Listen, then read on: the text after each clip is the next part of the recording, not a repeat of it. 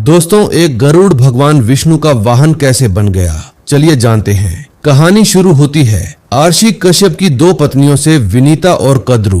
कद्रु सर्पों की माता, विनता गरुण और अरुण की जननी। दोनों बहनों में प्यार कम, प्रतिस्पर्धा अधिक थी। एक दिन आकाश में एक दिव्य घोड़ा दिखाई दिया जो अत्यंत सुंदर था। उसकी पूंछ का रंग देखकर दोनों बहनों के बीच शर्त लगी, एक ऐसी शर्त जिससे भविष्य निर्धारित होने वाला था। विनीता बोलती है पूंछ सफेद है, कद्रु बोलती है नहीं काली है, और शर्त थी जो हारेगी वो दूसरी की दासी बनेगी या नीकी दूसरे गुलामी करेगी। लेकिन कद्रु ने छल किया और अपने नागों को आदेश दिया कि जाकर घोड़े की पूंछ से लिपट जाओ, घोड़े की पूंछ को काला दिखाओ। आखिर छल का सहारा लेकर कद्रु जीत गई और सत्य की हार हो गई। विनीता अपनी ही बहन की दासी बन गई। जब गरुड़ को इस बात का पता चला तो अपनी माँ को इस हाल में देखकर तो उनका हृदय क्रोध से जल उठा। वे नागों के सामने गरजने लगे, मेरी माँ को मुक्त करो। नाग हंसने लगे और बोले, अगर अपनी माँ को मुक्त करना है तो स्वर्ग से अमृत का कलश ला कर दो। गरुड़ ने चुनौती स्वीकार की और अकेले ही देवताओं से युद्ध करके